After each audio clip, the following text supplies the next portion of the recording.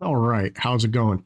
So today is February 3rd, so we're still a couple weeks away from the release of Resident Evil Requiem. And like everyone else, super excited about the game and, looking at more and more information online, seeing what people are talking about. And one thing I keep coming across, which is something I want to kind of speak of today and kind of gauge where everyone else's mind is at, because I've been kind of thinking about it for a little bit and kind of I don't know. I'm on the fence on if this particular theory is going to be a good thing or a bad thing in the long term for the game and what's best for the franchise moving forward. I know we have a lot more remakes coming out. We've got Veronica, Zero. There's rumors of them doing the original Resident Evil on the current engine. They've been talking about, oh God, sorry, I'm still getting over being sick. There's still people talking about them doing a Resident Evil 5 remake, which that game with current climate online and with people could be a little problematic, but hopefully they do it anyway, just to get all the old games onto the current engine. But let's talk about the current theory that I've been seeing everywhere. And you'll kind of see right here that Leon dying seems to be a very popular idea and theory cross. You got, could Capcom really kill Leon? What's Leon's fate in Resident Evil 9? Well, Resident Evil 9 will probably be the end of the era for major character. Leon's character, Leon Kennedy's final mission, Resident Evil 9. Resident Evil may kill off Leon. The theory is worrying. Oh my God, I'm so sorry. The head cold has been kicking my butt for about a week now. So that's kind of what we're here to discuss. Like, is killing off Leon, is it worrying for the franchise, or is it kind of the unfortunate fire that it needs to move forward and, move on with the franchise? So let's talk about kind of the idea of why they would do this.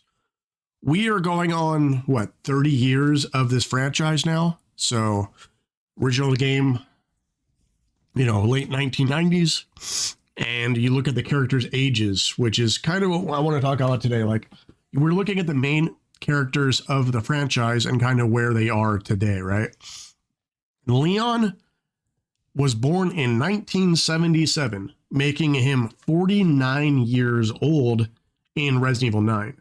So he's not exactly a spring chicken anymore. And, he's not going to be able to constantly be running around punching, kicking, and, doing all this crazy action stuff moving forward. And then, let's look at the other characters. Chris, born in 1973, making him 53 years old. Jill, 1974, making her 52. Claire, 1979, making her 47. Ada, 1974, making her 52. Rebecca, 1980, making her 46. Sherry, 1986, making her 40. And, okay, so Grace Ashcroft, the new main character in Resident Evil 9, can't find good information about her age. Obviously, in the trailer, she could be anywhere between, mid-20s to, early 30s. She's already working for the FBI, so she's obviously above college age. But the first time Grace showed up in something was in the Shadow of Rose DLC. And in that, her age was established at 16 years old. But that storyline took place in 2037, making Grace's age, making her 5 years old in current times, which is a huge inconsistency. And I don't know how they're really going to explain that. I'm guessing they're just going to glaze over it, since Capcom kind of dropped the ball and introduced a character from a game that, no one can really play anymore without, doing some crazy, backward stuff on a computer to try to make the game playable. But it's just a hassle that 90% of people are going to be going through. And I would say more than half of the fan base have never played Resident Evil Outbreak. So that kind of causes an issue. So yeah, that's my main theory of why they would want to do it. Is one, this franchise is 30 years old now, and the age of the mainline characters, they're getting up there. They can't be around to be, going through these crazy missions and doing everything. So it comes down to really only two options. Either, well, I guess three options technically. You start to wean them off to where they're just make cameos here and there. You kill off some of the major characters, which will explain why they're not around anymore. Or you keep them around as like mentor characters, kind of like what Chris showed up in Resident Evil 7 and Resident Evil 8, where he's just kind of like the background character telling Ethan what to do and kind of being in control of that. So it's kind of the really issues. But let's go over the good and the bad of what would killing Leon do to this franchise, right? So the good, the franchise is it's need for a refresh, right? We've been dealing with the Raccoon City thing for so long. We've been following around Chris, Leon, Jill, and Claire for 30 years now. And, it's time for refresh. It's time for new characters.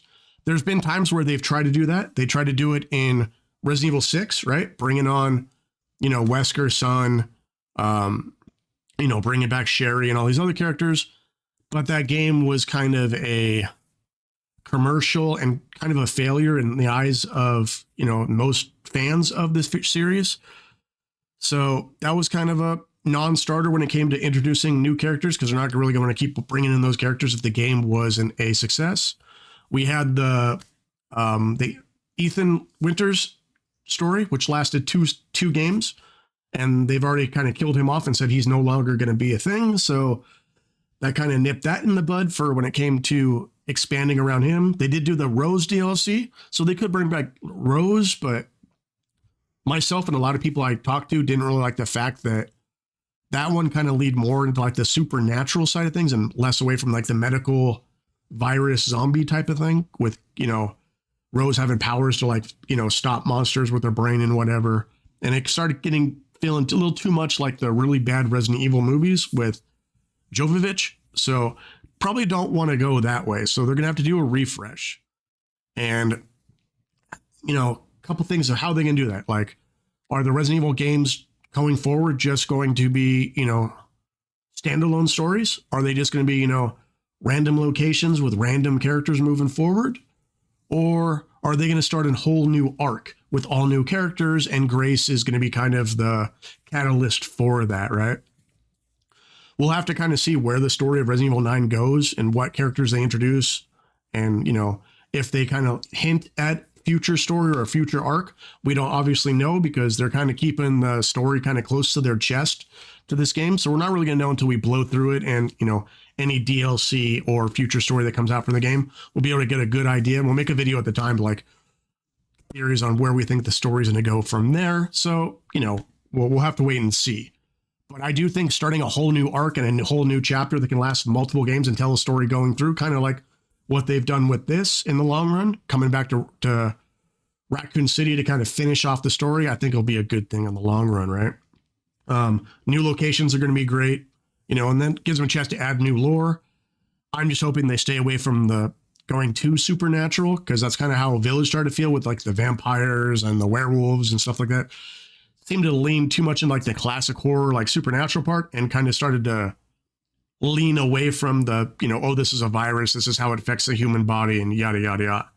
So I'm kind of hoping we go from that. Okay. So the bad, right? What would this do? For a lot of people who have been in this franchise from day one, killing off too many mainstay characters might be a little too jarring, right? Like, there's people of the franchise that are super fans of Leon. There's super fans of, Chris, and there's the fans that want to have, Claire and Jill have more story time moving forward. So killing off too many characters might be kind of jarring for the franchise and for the fan base as a whole. I can understand killing off some characters, but I don't know if killing off Leon or Chris or some of the mainstay characters, like the mainstay characters, I don't know how that's going to go, how that's going to play in the long run. I can see them killing off Rebecca. I can see them killing off Sherry. Some of the characters that are long standing, but aren't like so influential as like the main four, you know what I mean? They're probably not going to kill off Grace because it's her first game. But like I said, we'll have to wait and see. Let's see what I was do. But yeah, that's kind of where my mind is for this. You know, it might be good in the long run to kill off Leon so you can start to bring on more characters, but it could be kind of jarring.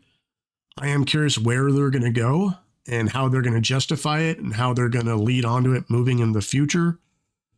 But I am hoping, like I said, that I am hoping this is going to be the beginning of a new arc for Resident Evil. And, you know, I'm hoping the story, you know, takes us some places we haven't seen and kind of revolve and restore some of the story and resolve some stories that we've been kind of curious on what was going on, especially since we're going back to Raccoon City.